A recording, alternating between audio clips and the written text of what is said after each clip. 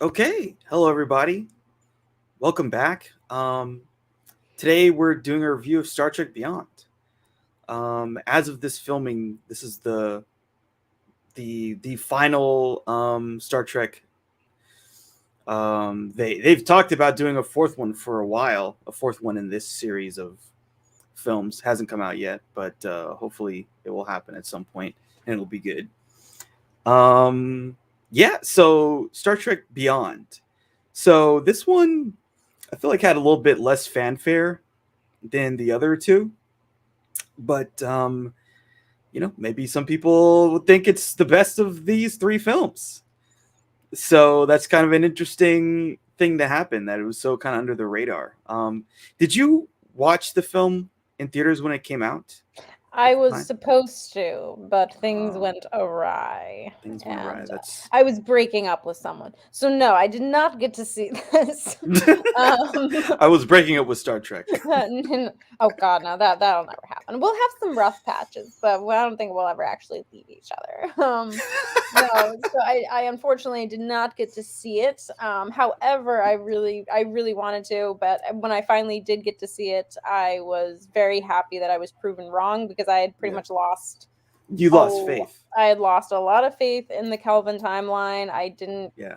I didn't. Someone told me that, oh yeah, they're trying to make it like Guardians of the Galaxy. I'm like, so they're moving even further away from Star Trek. It's gonna be That's hard. that. Yeah, I didn't even think of that. Yeah, Guardians of the Galaxy was a huge thing. Oh yeah, it heavily Yeah, impacted this movie for yeah, sure. And then as soon as I heard that, I was like, yeah, fuck this movie. And then I saw it maybe a couple years, 2 years, 3 years after it came out in theaters, and I was like, oh great, I love being wrong. This was yeah. great because I it's know. an original story. Mhm. And I know Simon Pegg was involved in the writing of this, and yeah, it feels like a kind of classic Star Trek kind of story in a Yep, way. Um, it it's an doesn't original feel story. yeah It's good. yeah it doesn't feel like the other ones. You can feel the strings of them trying to do other stuff with it. They're trying to like bend the IP into something else. Mm, Definitely the first two movies feel like Star Wars was Star Trek IP. yeah. You know, it's that's just like with all the like lens flares and the quick cutting cameras, and then all the very. I mean, look, the opening of Star Trek '09. I mean, it's very compelling. Oh, it's extremely Very compelling. It's compelling. always compelling. I love it. I love that opening scene. And it's just everything after that. It feels a bit like a different franchise. Yeah, it kind of does. It feels like it's taking place in a galaxy a long, long time ago. Yeah. Ah, it's crazy. Um, yeah. And it's not as Beyond is not as pandering as Star Trek Into Darkness is, which was basically just the Wrath of Khan Yeah. repackaged and repurposed and here, eat it because you're supposed to like Star Trek.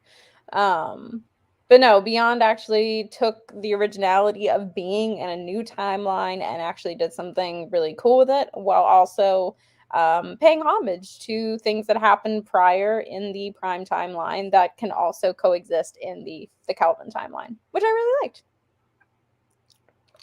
Yeah. Cool. So yeah, it seems like you had a rough 2016. I'll just put it that way. It sucked ass, man. It sucked so bad. And what's funny is that I actually, by the time 2017 rolled around, I looked at a friend of mine. I was like, 2016 was bad, It right? It was bad. wasn't just me. No, it And he's was like, not just you. no, like everyone in my immediate circle had a terrible Yeah. 2016. Just absolutely horrendous. Yeah, it was bad. I mean, even my girlfriend, like, she had a really bad 2016. It was just, It it was was it so. was Yeah, I mean, really that's what fucking happens bad. when timelines diverge, honestly. You're gonna feel the tremors. But no, I'm only I think maybe last year I had finally recovered from 2016. I was at this talk.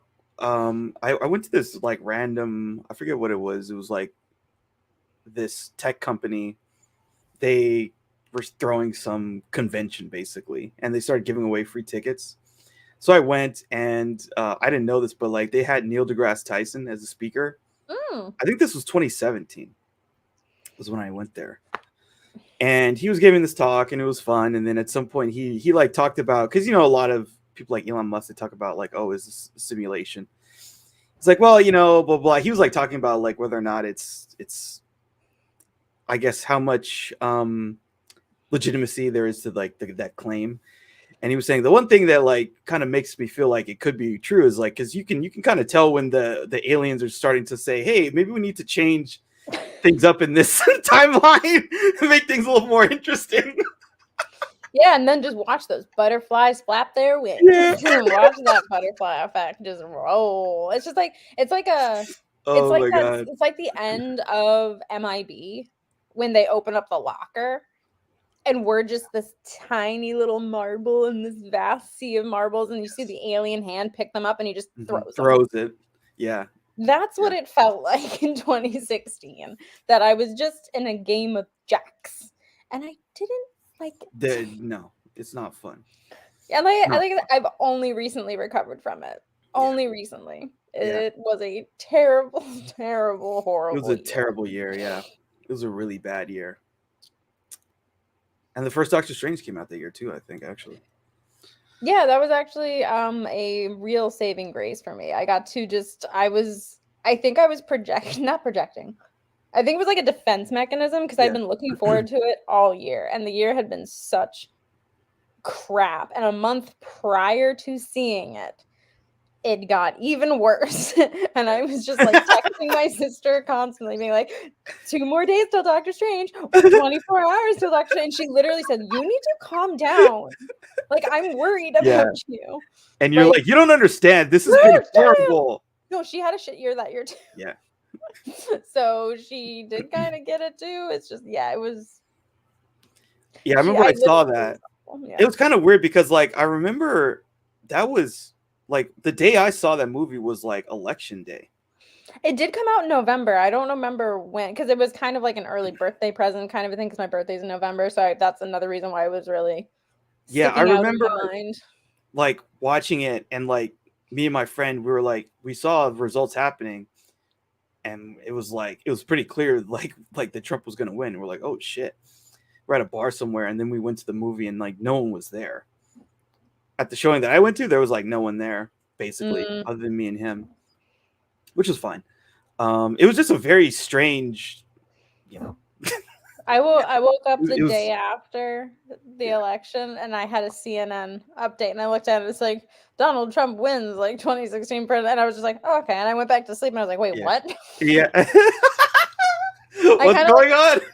I sat up, and I was like, this is my apartment, right? Like did I transfer to another universe like while I was asleep? And I had dinner with a friend, my roommate at the time that night, and we were just kind of sitting there, just like quietly, like, and we were just like, did we do this? And I'm like, no, we didn't do this. Yeah, what the hell's going on? I mean, obviously, we're not saying that we didn't vote for him, obviously, but we were just kind of like, for some reason, the country do this? Did we go down? Yeah, exactly. Did we do this? And she was like, no, it wasn't us. And I was like,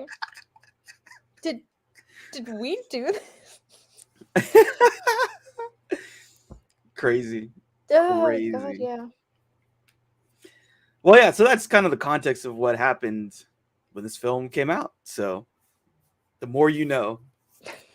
So anyway, this movie has a very fun opening scene. Very, very fun.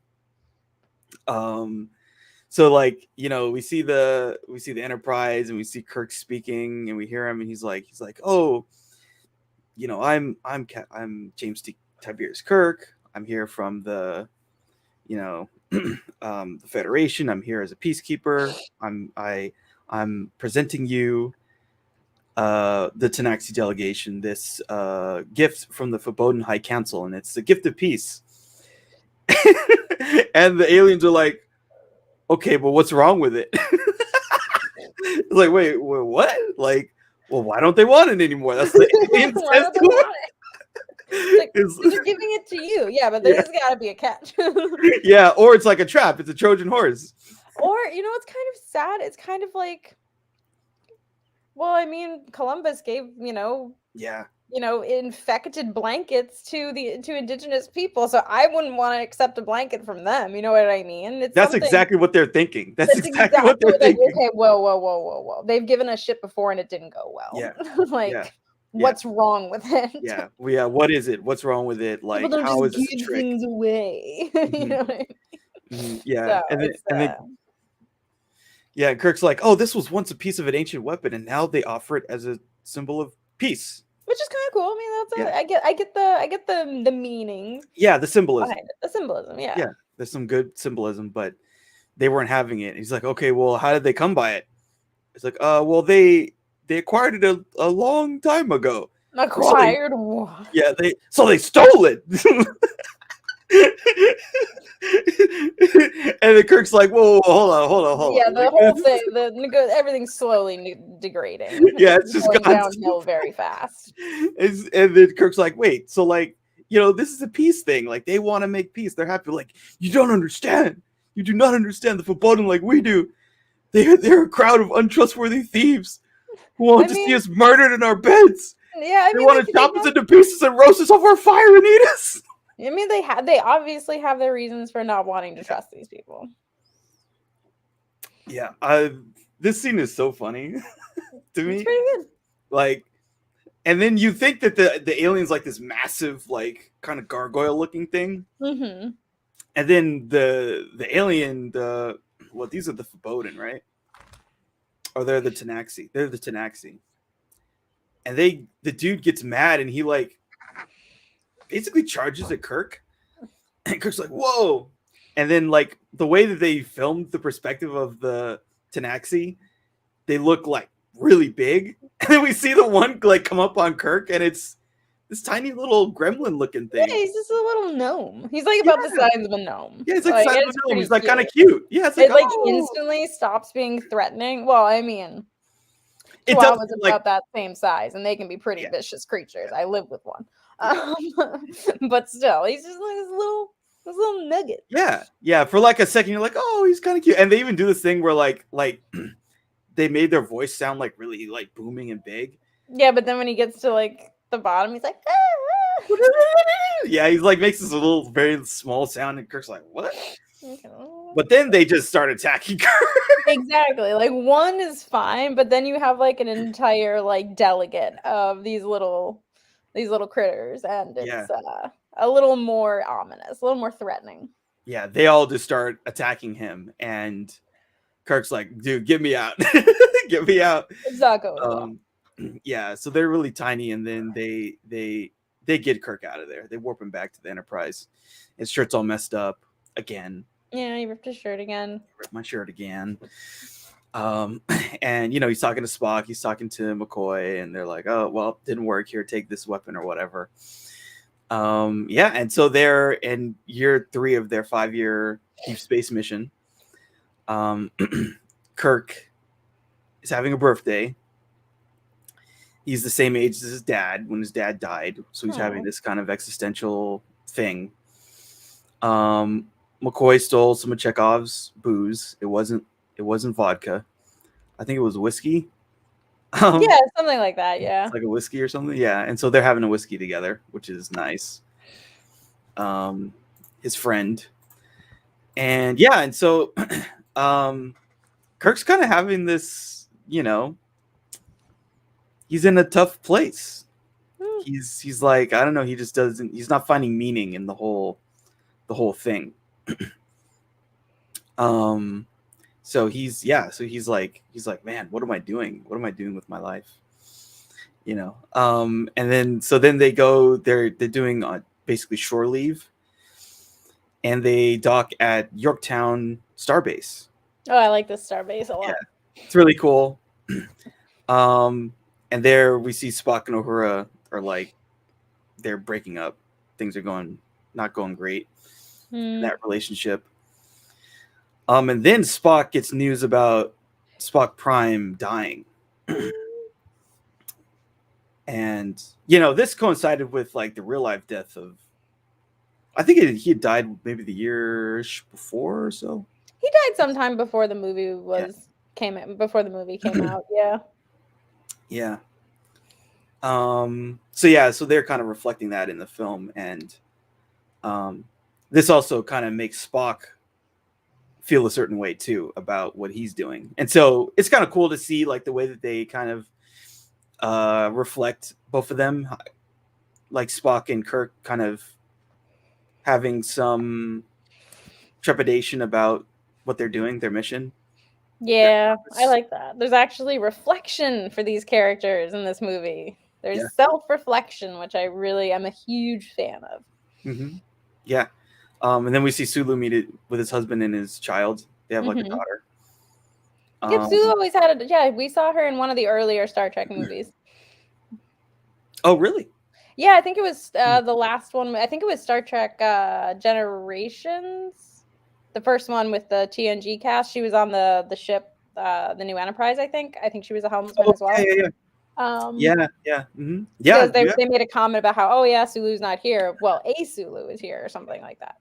Yeah. No, you're totally right about that. I kind of forgot about that. That's her like grown up. Yep. Cool. How'd you feel about them having him have a husband? I think it was their way to try and pay homage to George Takei. But I didn't also think it was that necessary at the same time. But I think representation is also important. That it's just a casual thing. He's meeting his husband. He has a daughter.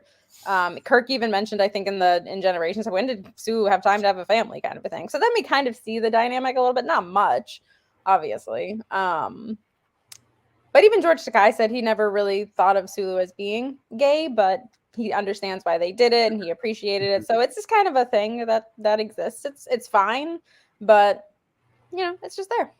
Mm-hmm.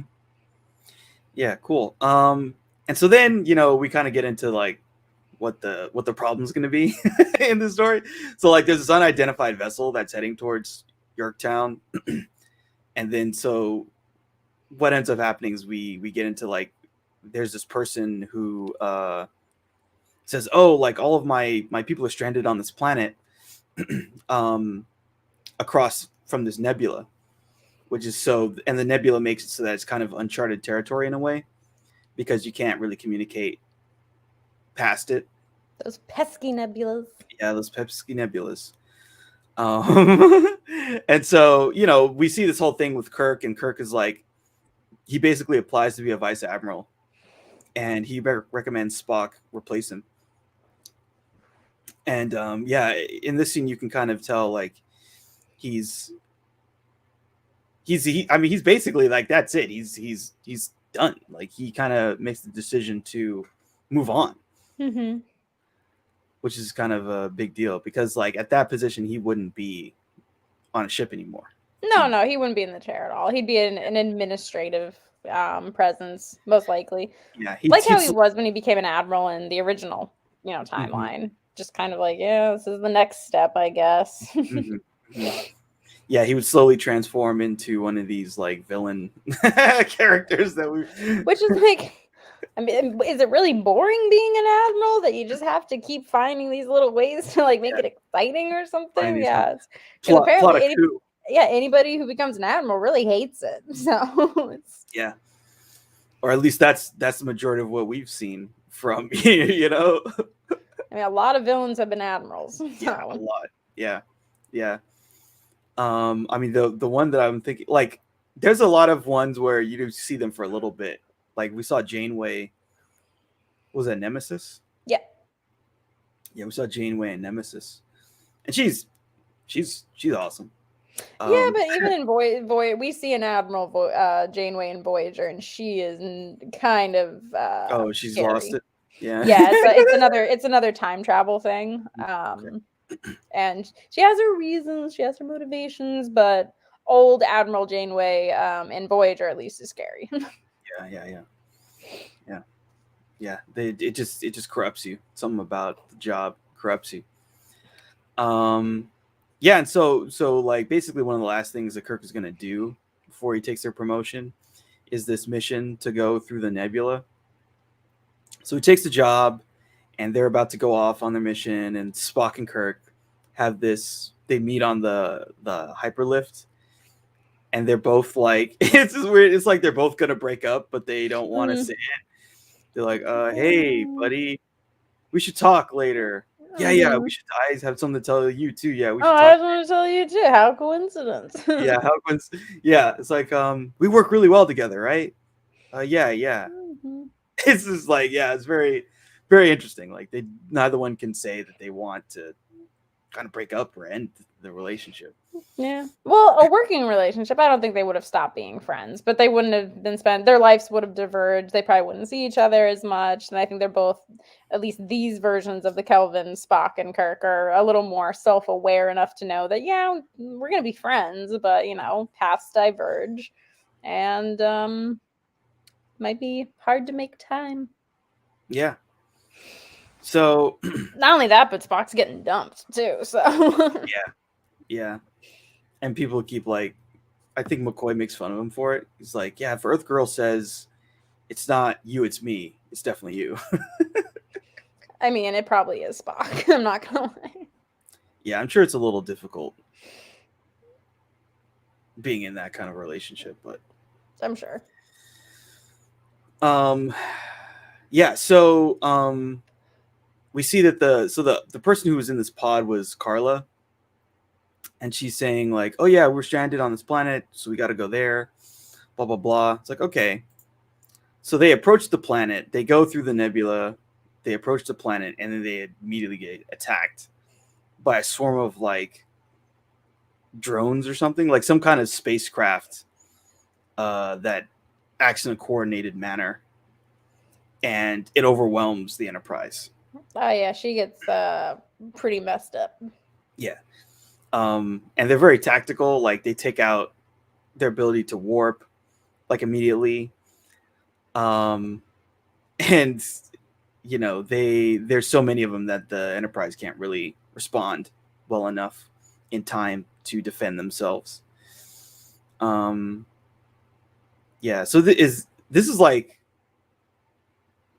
the first time we've seen in this timeline the Enterprise be completely destroyed, basically, right? I mean, in Into Darkness, she gets pretty messed up, but this is like this version of the Enterprise in the Kelvin timeline. I think this is probably the worst that she gets. Yeah. This is it's kind of funny too, because like in the original Wrath of Khan, like they isn't that where they completely destroy the? No, that's Search for Spock. Search for Spock, yeah, Search for Spock. So I guess they are kind of keeping them in line. Yeah. I think it's also just a way for them to get them down onto the planet by taking away their resource to actually get away. Yeah, 100%.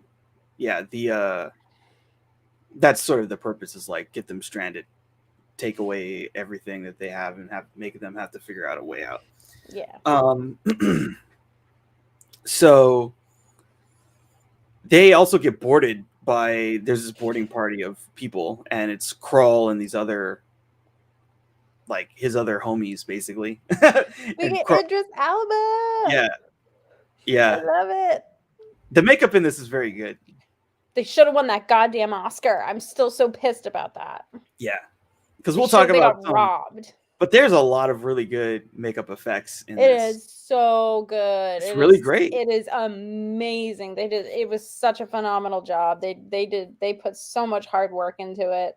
And one of the things that Trekkies love about Star Trek is the aliens, is the makeup, is the design. It's just, there's a lot of cool aliens in this. There is. There's a lot of really great aliens. And Idris Elba, just like, to be able to emote through that much makeup and to be that menacing, like the makeup design is already pretty menacing as it is. He's got the sharp teeth, it's very intimidating. But then you have Idris Elba just like being freaking cool, and it is just great. I just love that Idris Elba's in Star Trek too. Yeah. No, it's very cool. And so then we see them, like he tries to steal the forbidden weapon. Like that's what he took out the Enterprise to do. And so, the crew is like fighting back, and like they do, like the drones do all this really cool stuff. Like I don't know what like the wings or whatever of it, like where they actually have the propulsion system, that stuff gets totally disconnected from the Oh, the rest of the port ship. nacelles of the Enterprise? Yeah. Yeah.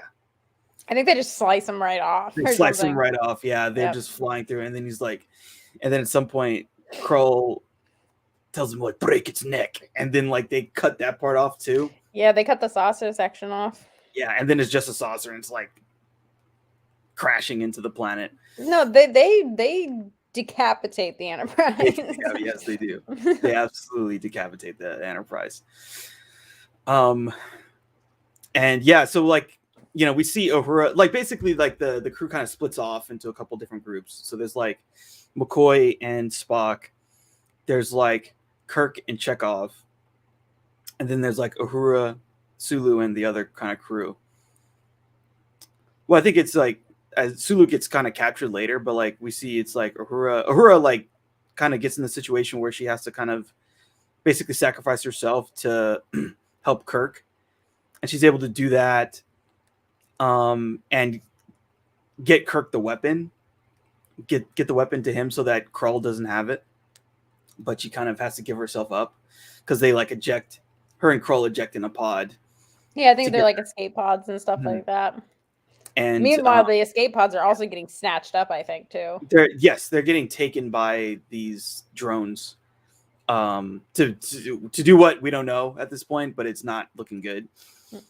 And then at the end we see like, you know, as the Enterprise disk is crashing, the last of the crew ejects off of they eject off of it, and like there's this cool shot of like Kirk watching the thing crash as he's about to land.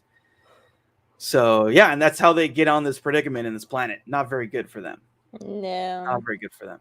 So then we see the first person we see is Scotty. He lands safely, but then his pod is like on a cliff, and so then the pod like falls off a cliff, and he has to jump like, off of it. Yeah, that was pretty good. I like that.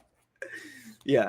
So then it's Kirk, Carla, who's like the person who told them, "Oh, hey, go here because that's where we need help." We're just trapped on this planet. Yeah. It's really sad, but we're on a time crunch, so if we can get there fast. My boss is waiting for me. Go there now. Yeah. I need you to go there now, and I need you to don't bring reinforcements. You just come by yourself, okay? There's like 20 of us. That'll be fine. Yeah. So Kirk confronts her. He's like, okay, what the hell? You set us up, right? Like, you betrayed us. And she's like, okay, so Krull took my entire crew and was holding them hostage and said that she would free them if I stabbed you in the back. So and the lies just keep on coming. Yeah, exactly. Yeah. And then later we see this whole thing with Krull and like basically kind of what his whole thing is, his philosophy. And he basically he doesn't really have friends, let's put it that way. He doesn't believe in friendship. He thinks friendship is like a weakness. Yeah, he's got his reasons for being a little. He does. A little. What's the word I'm looking for? Antisocial. He's a little antisocial, yeah. And Uhura's like, well, I did that because he would have done that for me. And he's gonna come back and he's gonna try and help us. And he's like, and she's like, oh yeah, this is an act of war. You did an act of war on the Federation. And he's like, no, I hate the Federation. The Federation is an act of war. You guys suck. I'm gonna destroy you. So your classic person who hates Federation plot line. Yeah. And it's actually, he's got a pretty good reason too. Like, you're like, oh, dude, why do you hate the Federation? It's so great. And he's like, oh, I'm going to tell you. Yeah, I'll tell you. I'm going to tell you why I hate them. Yeah, it's a story for later. Yeah, we'll get to it. We'll get to it. Yeah, but like, yeah, it's like, he's like, I fucking hate the Federation. I want to destroy the Federation. Yeah. Okay, so then we see that where Spock and McCoy land. So they land together because they like got teleported into another one of these little drone ships or whatever that are being piloted by some people. And so they land in that, and Spock has some shrapnel in his side. Doesn't look very Yeah, good. he gets a But little messed up. yeah. But fortunately for him, he landed with the doctor. So Exactly. so McCoy gets to work trying to help him out. And then the two of them, like, he's able to, remove the thing and keep Spock alive. And they have some fun banter. And he's like, I forget, he has Spock like some kind of irrelevant question to distract him while he rips the thing out of him. Which is kind of interesting. So how do you feel about the whole McCoy Spock stuff in this film? I loved it. I really liked it. Because so far, like at least in the Kelvin timeline, you only have it's very similar to how they behave with one another in TOS, which is McCoy being super passionate and emotional, and Spock being like, "Dude, calm the fuck down." Yeah. Logic is cool. Logic is chill. But at least in this one, you actually get to see them be alone together and actually have to like survive what's happened together, especially when Spock is injured, which has happened before in TOS. I think they were stranded a couple of times, or at least one significant time on like a ice planet or some shit like that. They had to rely on one another, so it was cool seeing that again. It was cool. I liked it. Yeah, this is how it feels like a very classic Star Trek kind of film. Exactly, and it feels very genuine. It feels like it's paying just enough homage to the original series while also doing its own original thing, and I appreciate that so much more. And it feels genuine. It doesn't feel like, oh yeah, I'm just doing this so I can do something else. It feels like someone actually cares. Yeah, and like you said, it's so interesting to see in this timeline, to see them have this time together so that we can like get this kind of character development about how the two of them interact with each other. Exactly. And at the end of the day, McCoy does respect Spock, and at the end they just have fun pissing each other off. Like, I think it's something that they enjoy their debates with one another. They really, really do. Yeah, and what's really cool is like how much Spock starts to kind of like talk about himself too.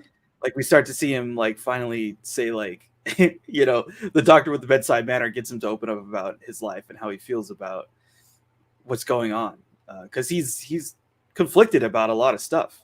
Yeah, and that's like, again, we're seeing this side of Spock open up. We're seeing like the because he just saw a version of himself, didn't see it, but just he got news that a version of himself died.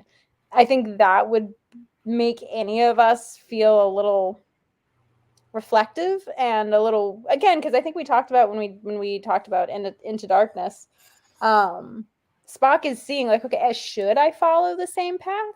Should I do the same thing that my other self did? He did all of these great things. He was an ambassador. He did all of these amazing things. He was a scientist. He was a captain of of the greatest starship. And should I do that? Should I do something else? And I think Spock even laughs at one point. And I know that I think some purists were mad that Spock was like emotional or something like that. But I'm like, okay, first of all, he's injured. Second of all, what does he have to lose by cracking a smile? You know what I mean? It's just like, yeah, I don't know. I love this version of Spock in it. I think it's a lot more true. I think it's a lot more true to the Leonard Nimoy Spock than people maybe want to. More than they want to admit. Yeah, exactly. Yeah, no, I think that's this portrayal gets Spock. Like, it really kind of works for Spock, I think. And what's his name? Zachary Quinto just does a really good job. Oh yeah, Spock. I think he really wanted this specific performance of Spock to be wonderful because of Leonard Nimoy. I think he really wanted it to be a beautiful send off, and I think he did a good job. Yeah. So then we see Scotty getting attacked by some of whoever the native species of the planet are. They attack him, and he's like, "Oh, hey," it's like kind of funny. And then he gets saved by Jayla, this alien scavenger character.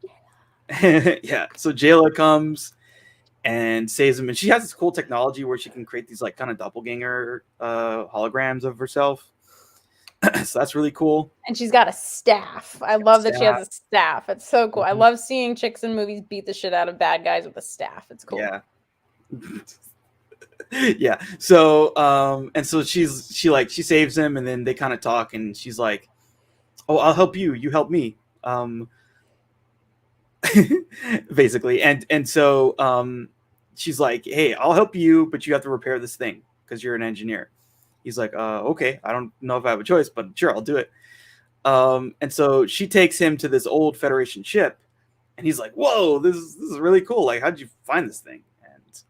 And that kind of sets them off on what'll be possibly their escape plan.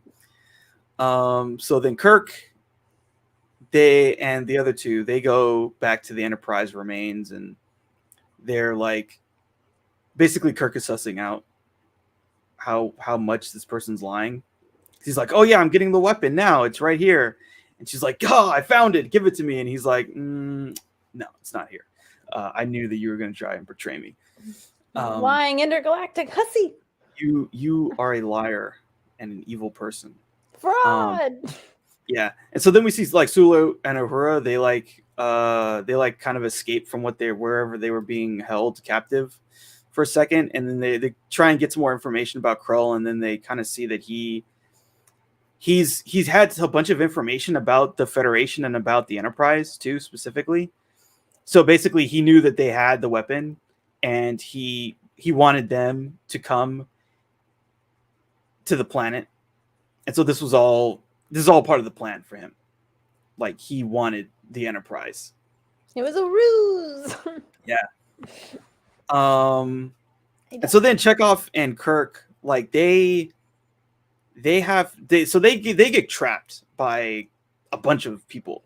And so Chekhov has this whole thing. Oh, if we shoot this thing here, it'll ignite the thing, and then the thing's gonna start flying. But it's really hard. And Kirk's like, "Oh, it's not too hard, right?" Like, I can do it. So Kirk does the thing, and then the Enterprise disc starts like kind of floating a little bit because the engines start firing. And this allows them to narrowly escape in this cool scene where they jump off the freaking Enterprise, the hull of the disc or whatever, while also showing that they're really smart and crafty, but also kind of the Kirk that we know, taking risks and being kind of crazy. Yeah, but at least when this Kirk does it, I'm fine with it. I'm fine with this one doing it. Okay, I like you more. You can do it. The arrogance level is like way lower. Yes, the arrogance level is way lower. It's not just like this, like, oh, let's just do it because we can. No, he's doing it like, okay, we're out of options, so we kind of have to do this, kind of a thing. Yeah. I think. Yeah. And so then the next scene we see again, like Krull is talking with Uhura and Sulu, and they're like, so in the previous scene, I think they like also tried to send a distress signal, and then what's his name? Krull is like, haha, well, you sent the signal, but I sent it somewhere else. so they think that you guys need help over there. So now Yorktown is undefended, and so I'm gonna go and attack them. Like, once I get the weapon, I'm just gonna attack them and destroy them, because Federation bad. Yeah, Federation bad. Me hate Federation. Me destroy Federation. And then we see Krull like what really makes him kind of, I guess, a problem or evil. Like, there's two like Starfleet officers or something, and then he just like absorbs them. He absorbs their life force. Hey, you gotta do what you gotta do. I mean, and I don't know if it's revealed then or later if he's a little older than he's letting on. He's been around the galaxy a couple times. Yeah, this is not his first ring around the moon. No. I don't know if we know exactly at that point, but we do kind of see it rejuvenate him. Yeah, so we kind of get the impression that, okay, so it's like, rejuvenating him. Yeah. Clearly that means he could have been around. He could be, yeah, exactly. He's been around for a while. Yeah, who knows how long. And then so back with Spock and McCoy, we get some more stuff about Spock talking about like why he, his relationship's on the rocks, and he tells McCoy like, oh yeah, Prime Spock just died, he's like, oh, whoa, that's like it's like a big deal. I know. I like that McCoy actually takes it seriously. He doesn't like poke. Like, this is actually serious. Like, this is affecting me. Yeah. And I'm telling you because I care or because I trust you. Mm-hmm. And like, Spock talks about like how it's impacted his relationship with Uhura because like, he's like, basically Spock is like, maybe I need to be doing more stuff with Vulcans because like, at that point you kind of see, okay, this is the amount of time I probably have to be alive.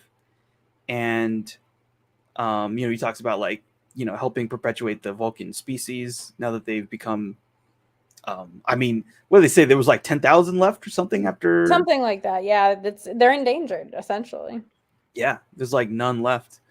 And how that's kind of driven a wedge in their relationship. And he kind of admits to McCoy, like, I wanted to leave Starfleet, after I found out that he died. And, like what that means for him and Kirk. And McCoy kind of jokes like Kirk wouldn't be able to do anything without you, blah, blah, blah. So yeah, this was a good like heart to heart moment that they had. Yeah. Good character moments for sure. Mm-hmm.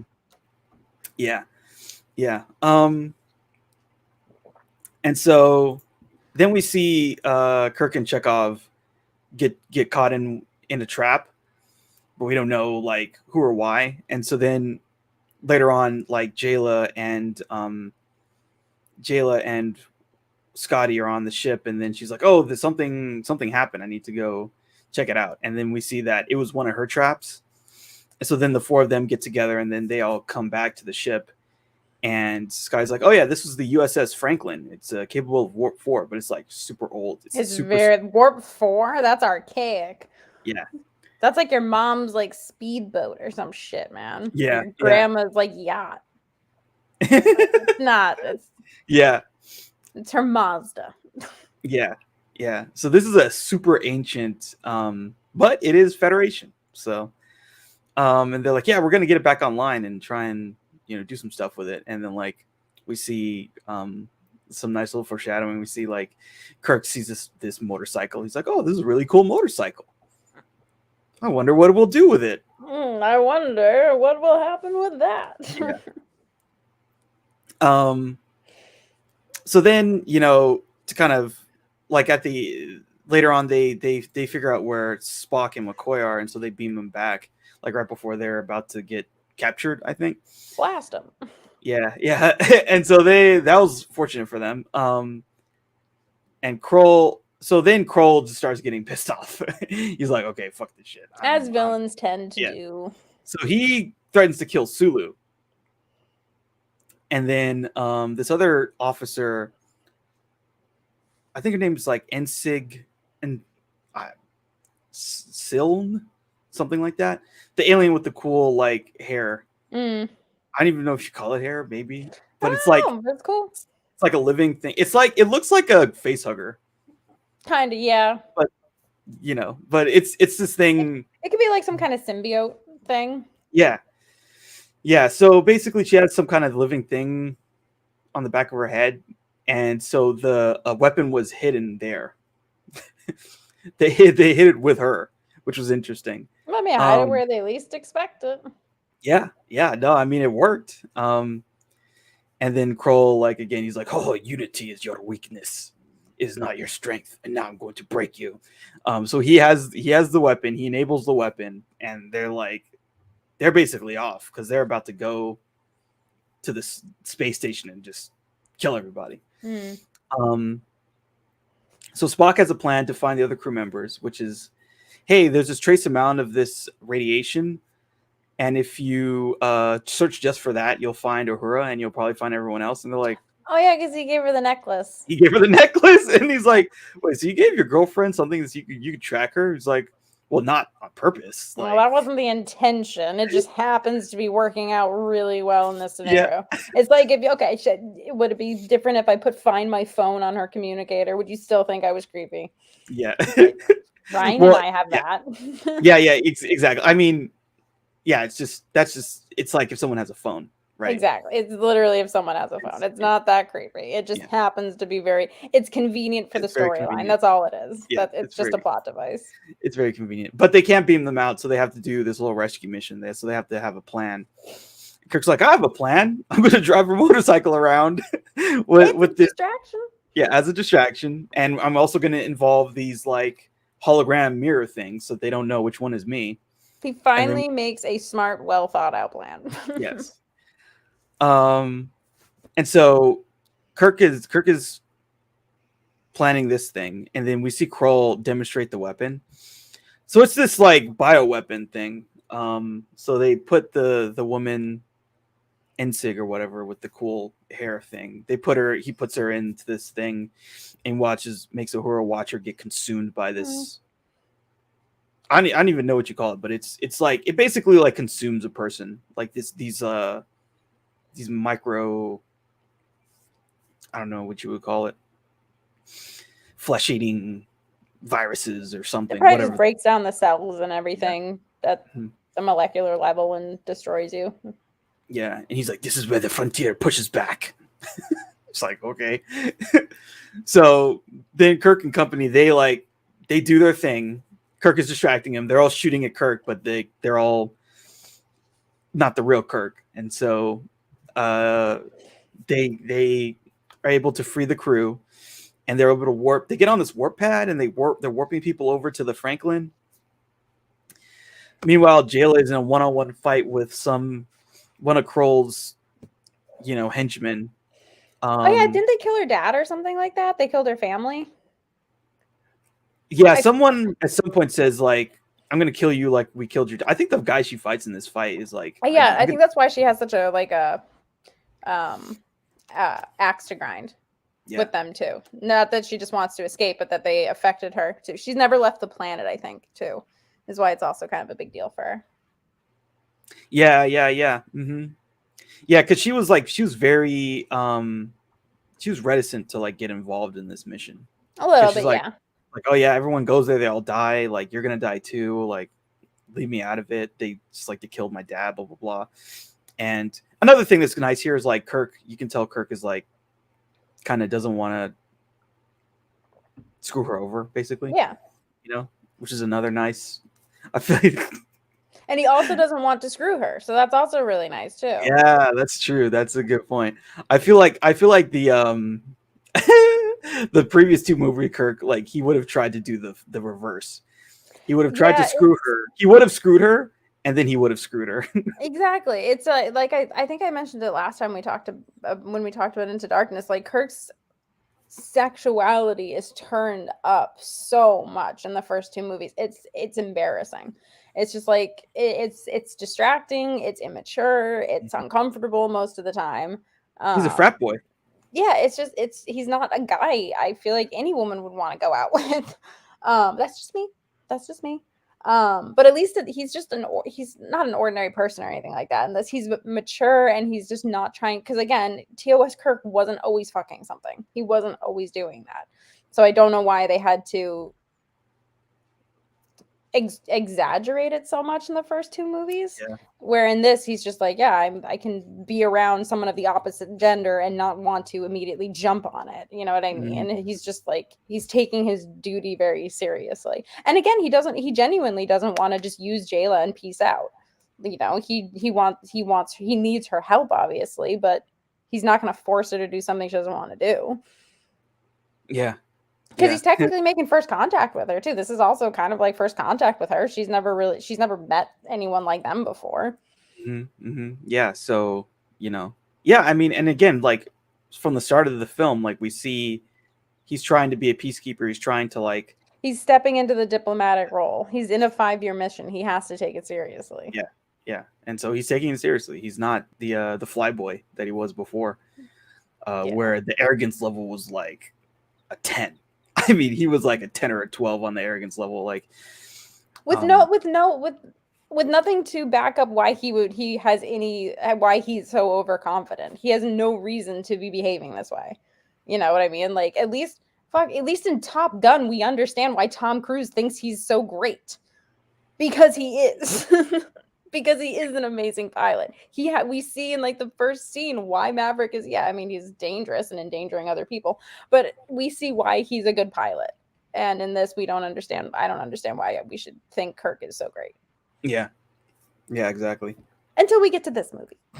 Yeah, and so they finally kind of like they've turned around his character in a way that, I mean, I really think that in Star Trek Into Darkness, like in the second half, like once he has that Kobayashi Maru moment, I think that's what really did it for this character. When he finally wakes up. Yeah. Like before then, he is super arrogant. And in that first conversation with Pike, he's super arrogant. He's like, well, no one's ever died under my watch. And so, like sometimes things have to be different for me because like, blah, blah, blah, blah, blah. And he's just like, whoa, dude, you are so, you need to be beyond grounded. You need to be in a brig for a year, and then you need to go back to the academy for like 5 years, and then maybe we can talk about you doing something else. And I go have some humble pie too while you're at it. Again, it's almost like them making him skip command training, like would actually hinder him, not help him. I know. It's crazy. It's almost like Kirk there was a reason why Kirk served as a first officer and not immediately became captain. Yeah. It's crazy. Crazy. But in our reboot sequel, like we can't have that. So no, everyone gets a medal for just showing up. Everyone gets a medal right away. Yeah. That's what it was. You showed up. Here's a captaincy. Like, yeah, here's a seat. Here's a ship for you. Here's a ship for you. Here's a ship for you. Yeah. Just it's ridiculous. So anyway, so everyone gets safe except for Jayla, who's fighting with this dude. And Kirk's like, "Where's Jayla? Where is she?" He's like, "Oh, I can't find her, but I don't have time." And he's like, "No, I'll go and get her. Just beam us both out." So he like rides his bike around, and then they do this like BMX stunt where he jumps and grabs her, which is really nice. Again, what's nice about that is that he's like, it shows that he cares about her. Yeah, he's trying to save her. That he's willing to risk his life to save this person who helped him. To show that he's different, and to show that, basically that she should be her faith should be rewarded in a way. She can rely on him. Yeah. He's not going to let her down. She can rely on him. She can trust him. He's not going to leave her behind. And if something happened, we're like, oh no, like we have to leave her behind. At least he was trying. At least he was trying to save her. And I like that. Like that was heroic. That would have earned him a captaincy if he was a first officer doing it. Like that would have been, I think, something that would have been, commendated. Like that act of heroism. Yeah. So then everyone's back on the USS Franklin. And so then they're like, okay, we got to fly this thing. And it's Sky's like, well, so about the whole flying off the planet thing. So here's the thing. So these ships were made to be like already in space. They weren't made to like, get escape velocity.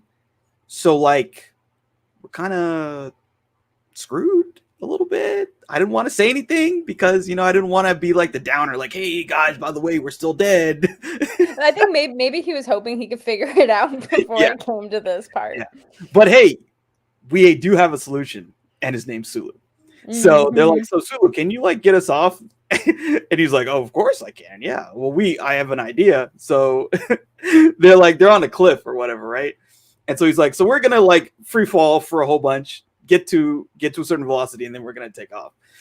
And so that's what they do. They go fall, and then they like, they hit the afterburners, and they take off a couple mountaintops, but they get off the planet. They do it. Sulu does it again. So they're in space now, but now again they have a problem with the swarm. And by the way, the swarm is heading towards Yorktown. And again, they don't know how to stop this thing. This thing's way too complicated for them. So then Spock and McCoy, they team up again. They're gonna beam onto one of these little onto one of these pods in the swarm and try and I forget exactly what the thing they're doing is, but they're doing something to help out. So they get beamed aboard this thing and they got to fight these guys, and they're like McCoy is piloting this thing, and he's like, I don't know what I'm doing, which is fun. So then Kirk and the crew, they figure out how to disrupt the swarm by interfering with their communication signal, and so then we get some Beastie Boys. It's a good song. Yeah, it's Sabotage. What does Jayla say? She's like, I like the loud banging or something like that. Yeah, she said something like that. Yeah. Because she's like, she has no idea. Like they have a playlist of like 20th century music, and she's like, I don't know what the hell this is. Yeah. No, it's great. It's a great sequence for sure. Yeah. And because then all the stuff is blowing up. It's like you see this wave of drones being blown up. But Krull is able to get out of the situation still. Well, of course, he's a bad guy. Yeah. He has to. And so he's flying. Yeah, he's flying his drone or whatever into the city center. And so they're like flying after him, and this is a pretty cool sequence because like the ship, the U.S. Franklin, that is on one platform, like underneath parts of the city. You can see it flying while the Krull ship is like flying here, and then McCoy and Spock are like on another level. And it's really cool. And so then they're able to like cut him off and stop his pod. They like crashed USS Franklin in one direction, and then they kind of cut him off basically. And so they're like, okay, let's check the ship and see if he's still here. They check the ship. He's gone. His crew got like the life sucked out of him. So basically he like sucked the life out of his own homies so that he could live, and they died. And then Uhura discovers that this dude is actually named Balthazar Edison. And he was the captain of the Franklin in the way past Wayback Machine of the Federation, like when they were at war with people, and they were a war-faring sort of organization. Kinda, yeah. Yeah. Because there was some conflict, right, with the Romulans and something like that, and there was, so the conflict that Balthazar Edison refers to was the Xindi War, which we do see happen and take place in Star Trek Enterprise. Basically, this was their 9/11 storyline. The Xindi attack Earth, and the Xindi pretty much take out all of Florida and other areas on the coastline. It is devastating. A main character's whole family just gets wiped out in a blink of an eye. From what I remember, the special effects for it actually aged fairly well, because there's it's kind of like a Terminator Judgment Day, when Sarah Connor's having her dream and she sees the flash. It's something very similar to that. I can't remember if that was actually a dream, but it doesn't really matter. So the Xindi attacked Earth, and Balthazar Edison was part of the Marine Makos, which are also featured in Star Trek Enterprise. They were basically just the Marine Corps that had evolved into what it was in Enterprise, because at that point the Federation didn't exist, and it was just Starfleet that still had a military presence within it. Because Enterprise takes place in our not so distant future, so it kind of makes sense that they would still have a military, especially since there was a Third World War, and that was a whole thing. So basically Balthazar Edison fought in the Xindi War, and they don't really need him anymore. So he's relegated to this. Yeah, he's like, yeah. Yeah, so that's really interesting too, with that context, that he's like a veteran. Yeah, and he's also like a person who exists in this 9/11 era of the Federation. He has that mentality where he's like, well, you don't understand. Like, I lived in a time where I saw us get attacked. The whole planet got attacked. Like, it was devastating. I mean, I know I criticize Enterprise a lot, but it is a devastating event that took place. Like, an entire coastline, an entire state just gets wiped out in the blink of an eye. Like, yeah. And unfortunately, that's not what people in the audiences needed at the time, to see that. But yeah, he's a veteran who is now, I think he has a line where he's like, I saw the Federation break bread with my enemies. Like, I'm not about that life. I was fighting those people. They were killing me. They were killing my friends, and they attacked Earth. Like, I'm not cool with this. And they just forget about him.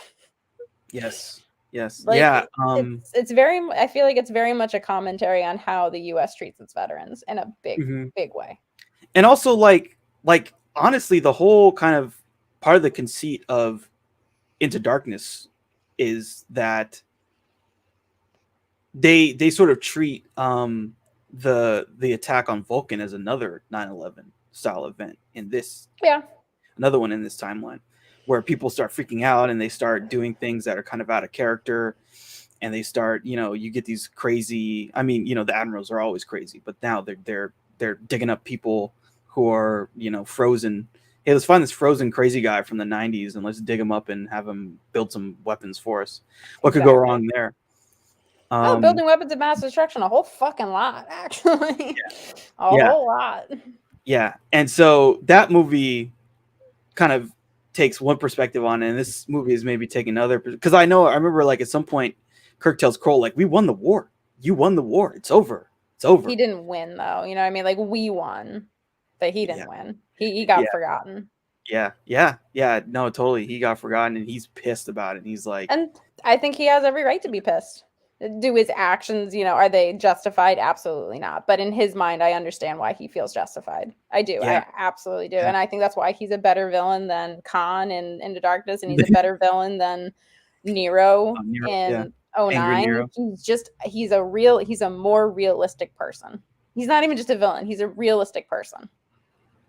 Yeah, yeah, no, for real. And I think that context was really kind of helpful, and it's nice to see, like, this is another kind of smart thing, like with any film where there's like there's tons of source material. Mm. Like, it's always good to see someone take, like you said, like this part of Enterprise that the TV show, like when it came out, people were like, whoa, that's going a bit too far. Yeah. And then like recontextualizing it for a different time period in a different way that makes it sort of that we can take it in and say like, oh, okay, now I see what they're trying to do with that. And this is an interesting take on that thing that was done. Yeah, the However, Zindi War is better to rewatch and consume after the fact. I can't really. I was so young at the time when it happened, when 9/11 happened, and then when Enterprise did its own commentary on it, we weren't watching it. So I can imagine if I was older and watching it as it came out after 9/11, I probably would have felt a lot of dread, honestly. But yeah. yeah, it's like you're already bad. You're already in a bad place, and then Star Trek's taking you even deeper. Exactly. It's like, no, I look to Star Trek to make me feel better. like Feel optimism about something in the world. exactly. And again, that's why when people are just like, oh, Discovery's so dark, Star Trek was never this dark. I'm like, are you kidding me? They blew up Florida. They literally blow up Florida. Yeah. And DS9 dealt with genocide on almost a weekly basis. So don't tell me Star Trek's never been political and that it's never been dark. Like, are we watching the same show? Yeah, probably not. Some people, they like to gloss over that. Like, they, you know how it is. People, they like to like make their point because they have an agenda. Exactly. They want to see what they see what they want to see. So yeah, so then Kroll is like, and then we also see Kroll more as himself, as the Idris Elba. Like, it's a little, like, again, the makeup's very good. It's very good. Because it's a little distorted, but you see what Kroll actually looked like, and it was Idris Elba. It's like, whoa, what the fuck? So then he's taking the bioweapon into the ventilation system so that he can like kill everybody. So Kirk is going after him.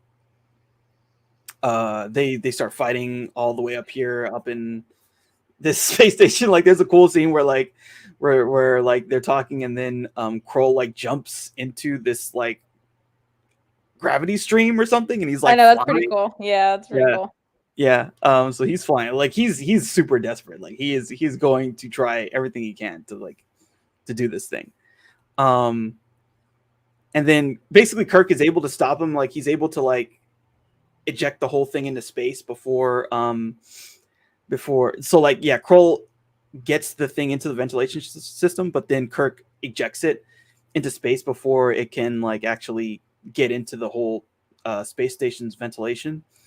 So Kirk saves the day again, and then Spock and McCoy beam him out before he can go in space and die. Before Kirk can go in space and die, and then we see Krull die and get consumed by this thing. And that's it for Krull, unfortunately. But then, so that's sort of the end of the conflict. And we see, was it Commodore Paris, I think, is her name?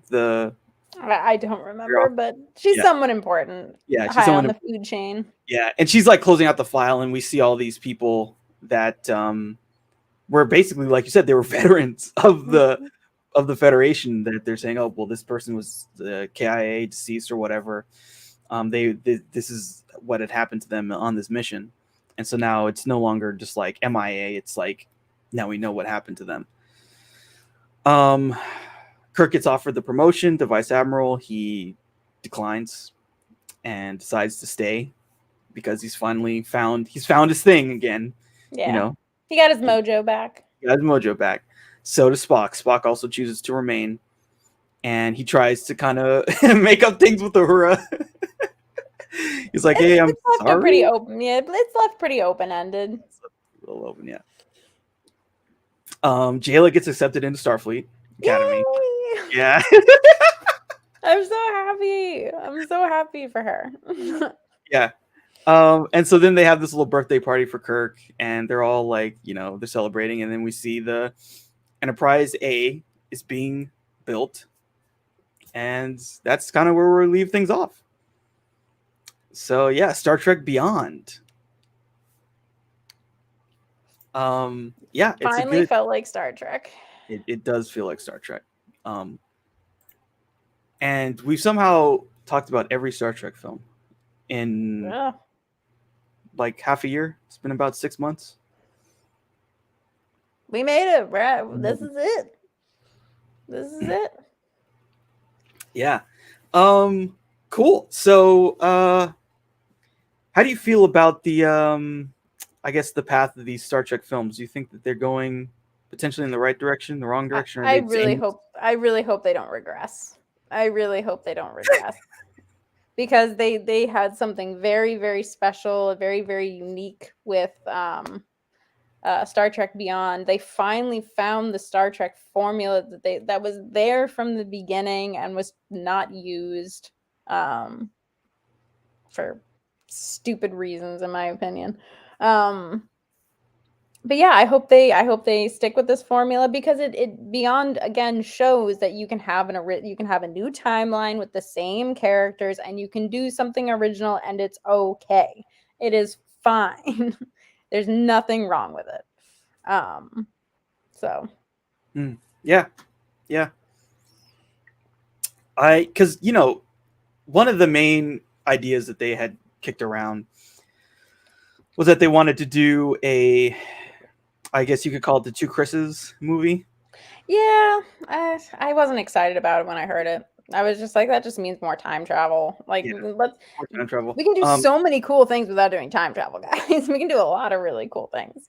So the idea would be, to have, so like Kirk's dad is Chris Hemsworth, but he was Chris Hemsworth before he was Chris Hemsworth, basically. And also like not as jacked. I mean, there's a new Thor trailer out, and he's just like, he's massive again. Oh, I mean, he's never not massive, but in Endgame, the last time we saw Thor, he was fat Thor. Yeah, I love fat Thor. Yeah, he's fat Thor, and so it's kind of funny. Like part of the trailer, they show him like working out and shit, which is really fun, which is cool. But like basically the idea is, okay, fat Thor is going away, and now we're back to now he's beefcake. But he's also like contemplative Thor. Now it's like Thor's like, I don't know what I want to do with my life. Maybe I don't want to be doing the superhero thing. Maybe that's not great for my mental health. Which, I mean, just to say, in the history of the genre, superheroics are definitely not good for your mental health. I'll just say that. There's a long history of depicting how bad superheroics are for your mental health. Mhm. Anyway, yeah, they want to do a Two Chris's movie. I don't know if that's what's on the table right now. I mean, I feel like that got shot down because it was too expensive.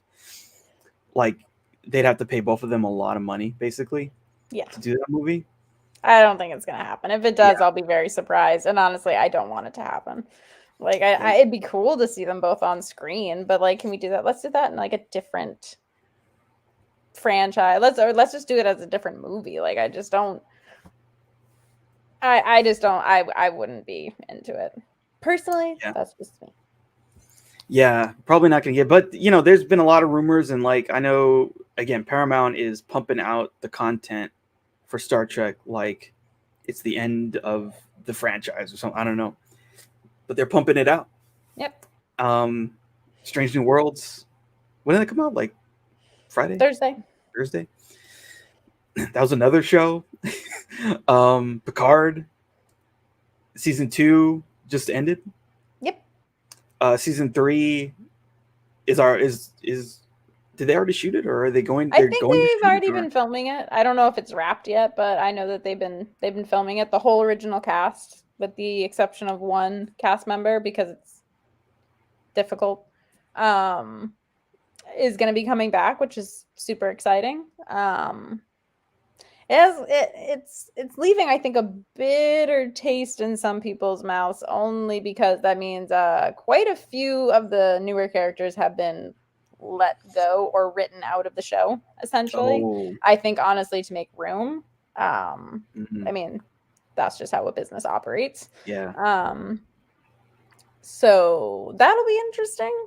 And it makes certain storylines that happen in season 2 make a little more sense. Just a little more. Yeah, because they kind of had planned season 2 and 3 in conjunction. I think so. I think they might have. I don't know if they were filming them at the same time, but there's already been a teaser trailer for season 3. Mm-hmm. So. Mm-hmm. Yeah. Discovery. That's another show. Yep, Discovery's another show. I think season 5 wrapped filming not too long ago. I think I could be totally. I don't really. Until someone says it's completely over, I'm just like, oh, I didn't even know it was filming. But I think they were filming 4 and 5 seasons fairly close to one another. So that'll come out. It'll probably be another galactic cataclysmic event. Mm-hmm. The end of the universe as we know it. That is Discovery's MO. I mean, I still watch it, but it's what they do. They're the show that handles all of the really big galactic issues and stuff like that. Strange New Worlds is going to be doing like the smaller planet to planet, maybe even Monster of the Week. I'd be fine with the Monster of the Week, honestly. Mm-hmm. And then there's Prodigy's second season, I think, is coming this year, and what's it called? Lower Decks. But those are the 2 like animated shows. Yeah, animated shows. Yep. So that's like 5 shows. That's a lot, yeah. And the Orville is coming out in June. And the Orville's coming out in June, which I'm looking forward to. So that's 6. That's a lot of Star Trek related content. Yeah. That's a lot. So Star Trek is like it's in a strong place. At least in terms of stuff being out there in the world. I mean, I'm sure there was a time like, you know, between Nemesis and Star Trek 09, I feel like there was a lull. Oh yeah, for sure. During that time. I don't know how many TV shows were on the air, but it was maybe like one TV show. Yeah, I think Enterprise might have still been on the air when Nemesis came out, but I can't remember when Nemesis came out, like 2001, 2002. Yeah.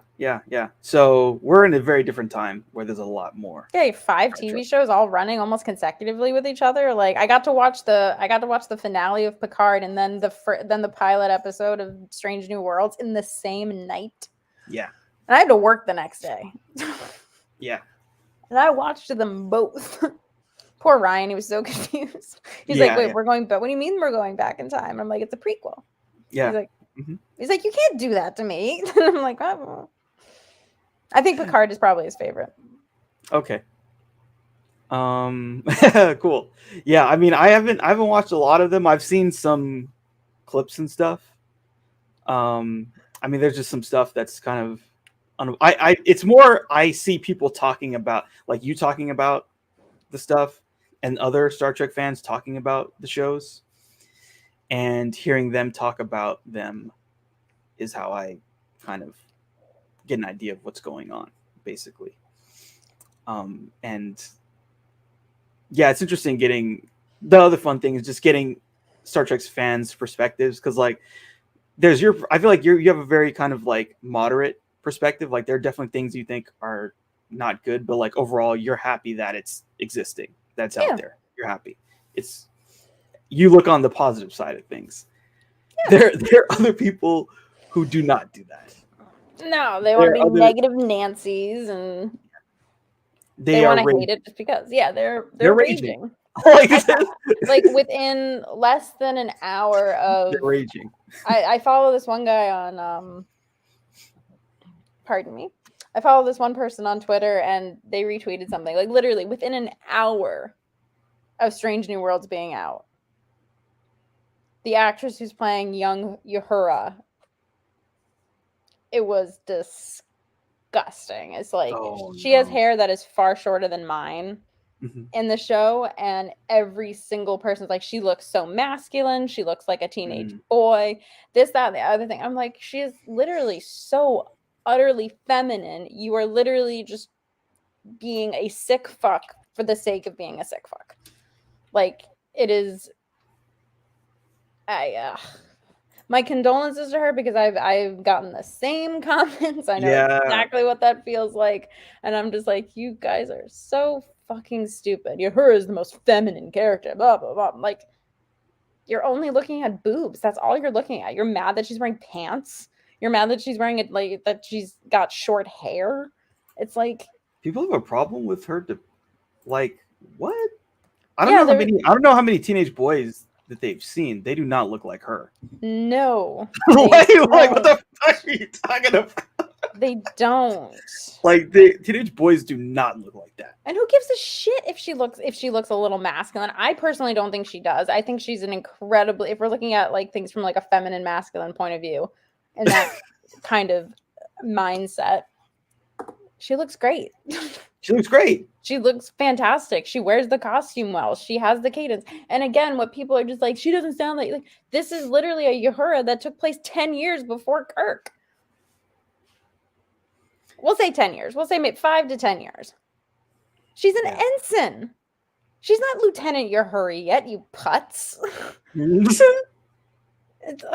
It's just literally within an hour. And I was just like, yeah, there's always something people complain about, and there's always some target. And let's be honest, there are certain targets that are easier than others. Certain like the black women are going to be the first one to get attacked. I'm sure no one really, the amount of people who attacked Anson Mount were very low. Oh, I guarantee you he didn't get any attacks. I'm sure it was a lot easier to try and in trying to strip away the femininity of a black woman on a show to a young actress who's probably extremely excited and trying to enjoy her moment. I'm sure that they must have felt really good doing that. I'm sure you went to bed that night just feeling like, yeah, I did my job. I dehumanized someone. Yeah, exactly. And it's just like, can't they just enjoy it? No, like, I mean they can't. Like their enjoyment is attacking it. Like that's the sad thing. It's like it's the hate watching. Oh yeah, the people who are pissed that there's more women on the bridge. I'm just like, that's not a bad thing. Like nobody cares. Like why are you putting so much emphasis on the fact that there's more boobs on the bridge? Don't you want that because you're just a little pervy incel? But no, it's because that they cast women who are empowered characters. That's what you have a problem with. They're not just pressing buttons. Yeah, exactly. They're not just pressing buttons. That's your problem. Okay. Yeah, it's kind of infuriating. That's like one of the, that's the other thing about this whole time period is like we live in the era of the toxic fandom. When we were like probably like 18 or younger, this wasn't totally a thing, or at least not as strong as it is now, for sure. I mean, there is some toxicity. There's like in every Star Wars too, super toxic. Super. Oh yeah, and I'm sure a lot of it is just trolls. I'm sure a lot of it, because sometimes you're like, no normal person Exactly thinks this. You know what I mean? I'm sure a lot of it is just people trolling.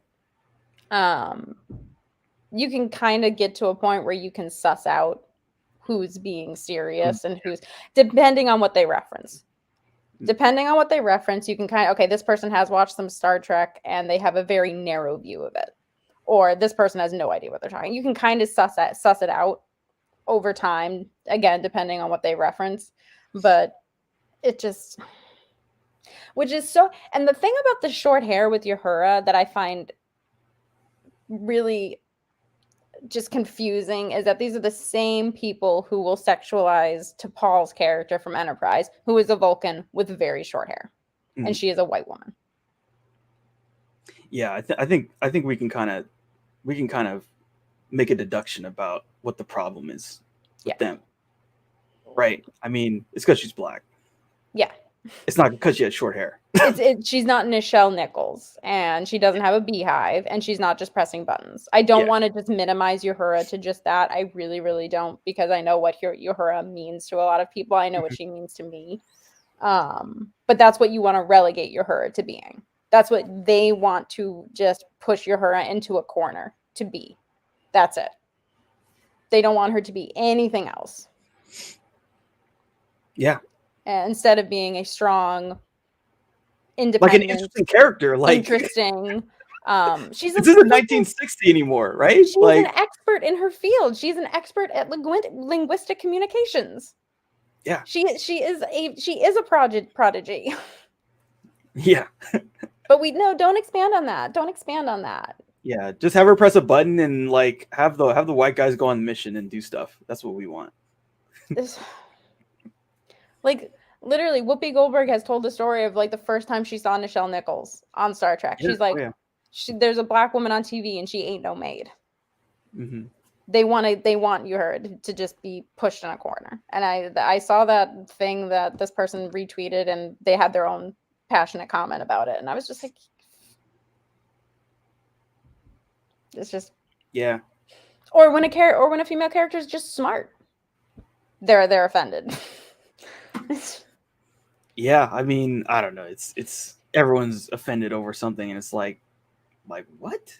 Like, so she does not look like a teenage boy. I'm sorry. Yeah, I'm just gonna. Teenage boys do not look like that. No, I live with a teenage boy. They do not look like that at all. It's just not even close.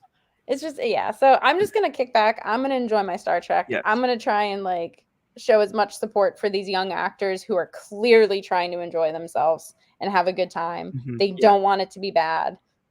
Yeah, they're trying. And they're trying. And I'm just gonna try and be a good fan for them. I'm just gonna try and be a good fan for them. Exactly. Like, exactly. And maybe I won't like how they take certain characters in certain directions. Maybe I won't. But that's not the actor's fault. And that's never going to be my agenda to like dehumanize another person like that. It's just gross to me. Exactly. Yeah. So at some point in the future on the docket, because we've talked about all these Star Trek films, we're going to do some Star Wars films. Yes. So I'm not sure how soon in the future that'll be. We'll figure that out. But there will be an interim period between when we talk about these two. Now, one thing I did want to do, maybe this will be something we could do maybe as the next episode, is we could talk about, what's that movie called? I totally forget it now. The one that's like a spoof, where it's like they did the TV show and people actually take it seriously. Galaxy Quest? Yeah, Galaxy Quest. Yes, I would love to discuss that. Yeah, I think we should. I think the next thing we should do should be Galaxy Quest, and that'll be a nice refresher film. Palate cleanser. It'll be a nice palate cleanser. Yeah, it's a good palate cleanser. It's fun. It is Star Trek adjacent. Oh yeah, it is. Yeah. So yeah, I think that'll be something we'll talk about, and then at some point in the future we will talk about a bunch of Star Wars films. Yeah. But yeah, I think that'll be kind of our game plan, and yeah, this has been a lot of fun. Like, because I mean, there's probably at least 4 films that I had never seen. I'd never seen Search for Spock. I'd never seen Undiscovered Country. I'd never seen whatever the 6th one was. Yeah, and I'd never seen Nemesis. Final Frontier, I think It's was like Undiscovered Country and then Final Frontier. I get them confused in the chronological order. Yeah. I don't know why. I just do. Yeah. I'd never seen 3, 5, and 6, and I'd never seen Nemesis. So those are 4 films I'd never seen, and I watched them. And so Well, hey, now you can say you've seen them all. I've seen You've them all. seen them all. Every single one of them. Very exciting. All right. I wonder how So much watch time that is. it's a lot.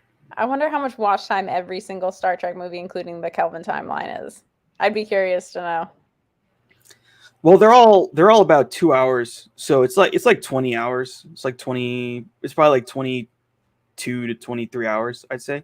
Damn. That'd be my guess. It's like a full day. That's a lot. It's a full day, basically.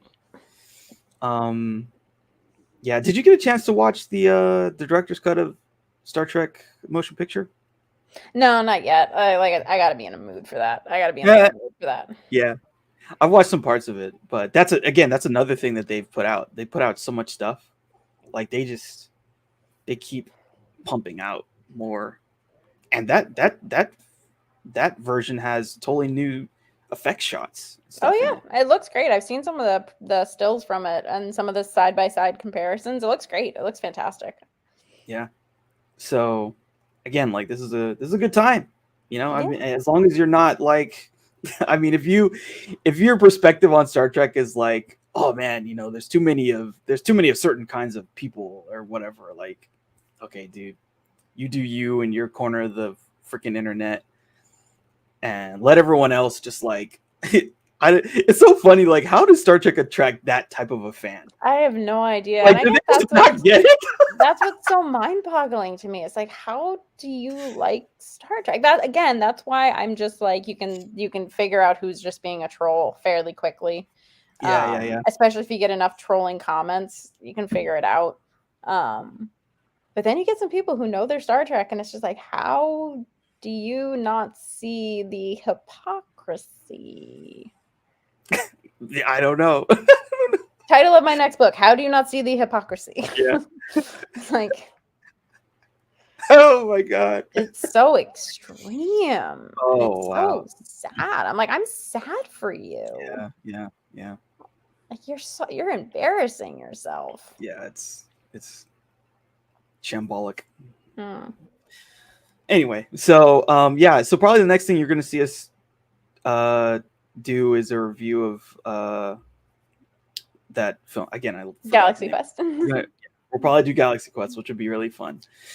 And then at some point you'll see us talk about Star Wars films, which will be fun for me. I don't know how fun it'll be for Lily, but it'll be fun for me. It'll be some interesting conversation because there is at the end of this month there's the Obi-Wan show comes out. Yeah, I'm gonna watch it. That's kind of relevant. Yeah. So yeah, they're trying to keep Star Wars in the conversation too. So yeah, that'll be exciting. All right, guys, take care. Thanks a lot, everybody, and may the force be with you. Live long and prosper.